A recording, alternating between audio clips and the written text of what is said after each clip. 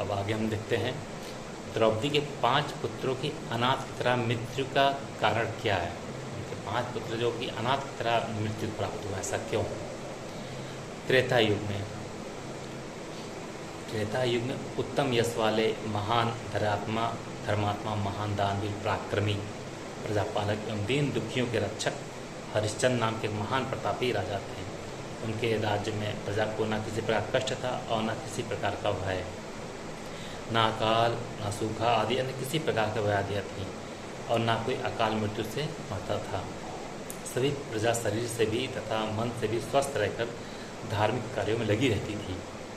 तब धन धान्य से युक्त थे, सब धन धान्य से युक्त थे, कोई व्यभिचारी नहीं था। व्यभिचारी मतलब कि गलत आचरण करने वाला, गलत व्यवहार करने वाला, जैसे खाना पीना में सब जो आते हैं गलत आचरण आते हैं उनको बोल रहे हैं व्यभिचारी था। हर तरह से गंदे काम करने वाले व्यभिचारी कहा जाता है। सभी सदाचारी थे, मतलब सभी अच्छे काम करते, अच्छी बातें करते थे, अच्छा कार्य करते रहते थे। किसी भी व्यक्ति में धन धान अधिक होने का, अपने पराक्रम अथवा तप आदि का लेस मात्र भी अहम भाव नहीं था। जैसे कि आजकल है कि थोड़ा सा धन हो गया, घमंड हो गया, ऐसा कुछ नहीं था।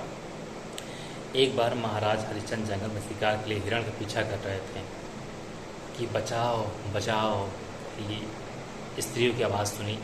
राजा वहीं रुक गए और जिस दिशा से स्त्रियों की आवाज़ आ रही थी उस दिशा की ओर मुड़े। गरजते हुए बोले, डरो मत, मैं आ गया। कौन दुराचार्य है जिसने मेरे राज्य में इस प्रकार का अनैतिक कार्य करने का दुस्साहस किया है? इधर विघ्नराज अपने मन विचार करने लगा कि इस समय शक्तिशाली एवं प्रति विश्वामित्र अपने कठिन तप का पालन करके क्षमा, मौन एवं संयमित चित्त से सिद्ध की जाने वाली अपूर्व असिद्ध विद्याओं को सिद्ध करने में तत्पर है। ये विद्याएं स्त्री स्वर में करुण क्रंदन कर रही हैं। विश्वामित्र से इन विद्याओं की रक्षा कर पाना मेरे लिए कठिन है और इस समय राजा हरिश्चंद्र डरो मत की आवाज़ देते हुए आ गया। अतः मैं इनके शरीर में प्रवेश करके इन विद्याओं की रक्षा कर सकता हूँ। यह अच्छा अवसर है। इसका विचार करके विघ्न राजा हरिश्चंद्र के शरीर में प्रवेश कर गया। राजा हरिश्चंद्र तीव्र क्रोधावेश में विश्वामित्र को तत्क्षण पहचान ना सके, अतः क्रोध से बोले, कौन पापी मेरे जैसे शक्तिशाली राजा के रहते अग्नि को कपड़े की छोर से बांध रहा है? मेरे धनुष से छटे हुए तीक्ष्ण बाणों से कौन पापी योग निद्रा मृत्यु से जाना चाहता है, मृत्यु में जाना चाहता है? गलतियाँ हो जाती हैं, मैं भी मनुष्य हूँ, क्षमा करिएगा। शब्दों अक्षरों में कहीं कोई त्रुटि हो जाती है, गलती हो जाती है, उसके क्षमा करिएगा आप सभी। राजा हरिश्चंद्र की वाणी को सुनकर ऋषि विश्वामित्र क्रोधित हो गए। उनके क्रोध करते ही सारी विद्याएं लुप्त हो गई। राजा हरिश्चंद्र महान तपस्वी विश्वामित्र को देखकर भय से पीपल के पत्ते के सदृश कांपने लगे। यहाँ पे पीपल के पत्ते इसलिए लिखा है जैसे पीपल पत्ते कैसे इतनी हल्की भी हवा चले तो पीपल के पत्ते इतने हल्के होते हैं तो जरूर हिल जाएंगे, इसलिए लिखा है पीपल के पत्ते के सदृश जैसे कांपने लगे। विश्वामित्र क्रोध में बोले, दुष्टात्मा ठहर जा। बस मुनि का इतना कहना ही था कि राजा हरिश्चंद्र उनके पैरों में गिर पड़े और विनय पूर्वक बोले, हे भगवान, मैंने तो राजधर्म का पालन किया, कोई अपराध नहीं किया। धर्मात्मा राजा को तो दान देना, प्रजा की रक्षा करना एवं धनुष लेकर धर्मशास्त्र का पालन करते हुए अत्याचारियों से युद्ध करना कर्तव्य है, इसलिए आपको मुझ पर क्रोध नहीं करना चाहिए। विश्वामित्र जी बोले, विश्वामित्र जी के बारे में लगभग आप सब लोग जानते होंगे। विश्वामित्र जी बोले, यदि तुम्हें अपना धर्म का ध्यान है तो शीघ्र बताओ कि किसे दान देना चाहिए, किसको रक्षा करना चाहिए और किसके साथ युद्ध करना चाहिए।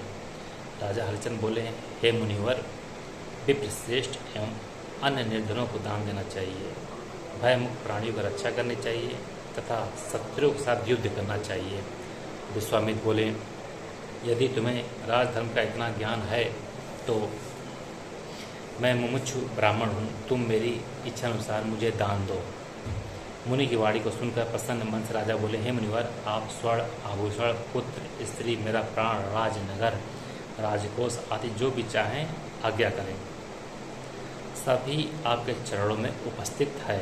मुनि बोले, यह सभी कुछ मैंने स्वीकार कर लिया, अब तुम मुझे पहले राजसूय यज्ञ की दक्षिणा दो तथा गांव नगर सहित सागर से युक्त या पृथ्वी, घोड़े, हाथी और रथ सहित सैन्य युक्त राज्य कोष सहित राजकोष तथा तुम्हारे शरीर पर एवं तुम्हारी पत्नी व पुत्र के शरीर पर जो भी आभूषण आदि हों, अर्थात तुम लोगों के शरीर पर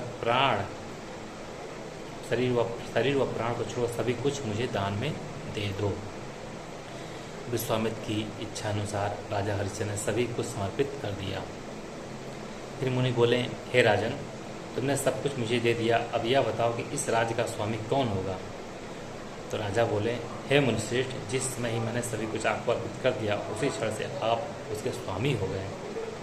तब मुनि क्रोधावेश में बोले, ठीक है, अब तुम अपनी पत्नी एवं पुत्र के साथ मात्र वल्कल वस्त्र पहनकर इस राज्य से शीघ्र बाहर निकल जाओ, क्योंकि अब मैं इसका स्वामी हूँ, तुम नहीं। राजा हरिश्चंद्र की बात हो रही है। राजा हरिश्चंद्र बोले, ठीक है, वैसा ही होगा, चला जाऊँगा। और पत्नी पुत्र सहित मात्र वृक्ष की छाल पहने चल दिए। तभी विश्वामित्र ने रास्ता रोका, कहा, ठहरो, पहले राष्ट्र यज्ञ की दक्षिणा देकर जाओ। राजा बोले, हे ब्राह्मण, उस समय हम तीनों के पास मांस शरीर को छोड़कर कुछ भी तो नहीं बचा है इस समय, तो जो आपको दक्षिणा मैं दे दूँ। हाँ, कुछ समय बाद अवश्य आपकी दक्षिणा दे दूँगा। मुनि बोले, कब तक दक्षिणा दोगे? ठीक ठीक समय बताओ, अन्यथा मेरे श्राप से भस्म हो जाओगे। राजा बोले, 1 मास में आपकी दक्षिणा दे दूंगा। अब आप कृपया मुझे जाने की आज्ञा दीजिए। विश्वामित्र बोले, ठीक है, जाओ, हमारी यात्रा शुभ हो, कोई शत्रु में बाधा ना पहुंचाए। राजा हरिश्चंद्र राज छोड़कर चले जाने लगे। उनके पीछे पीछे उनकी पत्नी और पुत्र चल दिए। राजा की इस कठिन दशा को देखकर सारी प्रजा रो रही थी। सभी प्रजा राजा के ही साथ साथ चलने की आज्ञा राजा से मांग रहे थे, परंतु राजा हरिश्चंद्र ने सभी को समझा कर छोड़ दिया। जो राजा कभी पैदल नहीं चले, वे आज वे पत्नी पुत्र सहित नंगे बदन व नंगे पांव जा रहे थे, जिनके आगे पीछे राजा लोग तथा सेवक आदि चलते थे। आज कोई नहीं है। हरिश्चंद्र नगरवासियों के अंतनाद को सुनकर शोक से व्याकुल होकर बैठ गए। उसी क्षण विश्वामित्र क्रोध से लाल लाल आंखें करके बोले, ए दुष्टात्मा, मिथ्यावादी, कुटिल भाषण करने वाले, तुम्हें धिक्कार है। तुम मुझे राज्य दान देकर वापस लेना चाहते हो। मुनि की इस प्रकार वाणी को सुनकर भय से कांपते हुए हरिश्चंद्र बोले, जा रहा हूँ, कहकर पत्नी का हाथ पकड़कर उठाने लगे, परंतु उनकी पत्नी सवैया रास्ता चलने से बहुत थक गई थी, जिसे सवैया से उठा नहीं जा रहा था। तब क्रोधित होकर मुनि विश्वामित्र सवैया की पीठ पर डंडा मारने लगे। इस प्रकार विश्वामित्र द्वारा पत्नी को पीटे जाते देख हरिश्चंद्र व्याकुल होकर बोले, जा रहा हूँ, बस चुप हो गए। तभी दयालु 5 विश्व देवों ने कहा, यह अत्याचारी पापी विश्वामित्र किस लोक को प्राप्त होगा? इसने श्रेष्ठ यज्ञकर्ता को राज्यच्युत करके राजा के साथ कितना अत्याचार कर रहा है, इसे धिक्कार है। अब हम लोग किसके महान यज्ञ में या मंत्रों द्वारा निष्कासित सोमरस का पान करेंगे? विश्वदेव की इस प्रकार की वाणी को सुनकर मुनि विश्वामित्र ने क्रोधपूर्वक कहा, तुम सभी मनुष्यत्व प्राप्त हो गए। मुनि के श्राप को सुनकर श्राप से मुक्त होने के लिए विश्वदेवों ने प्रार्थना की करके मुनि को प्रसन्न किया। मुनि बोले, तुम लोग मनुष्यत्व को तो अवश्य प्राप्त हो गए, परंतु तुम लोगों का ना विवाह होगा, ना कोई संतान होगी, तथा काम, क्रोध एवं ईर्षा सहित होगा, पुनः देवत्व प्राप्त हो गए। यही पांचों विश्वदेव द्रौपदी के गर्भ से 5 पांडवों के पुत्र हुए। इस प्रकार प्राक्रमित द्रौपदी के 5 पुत्र विश्वामित्र के साथ कारण ही अनाथों की तरह मृत्यु को प्राप्त हुए।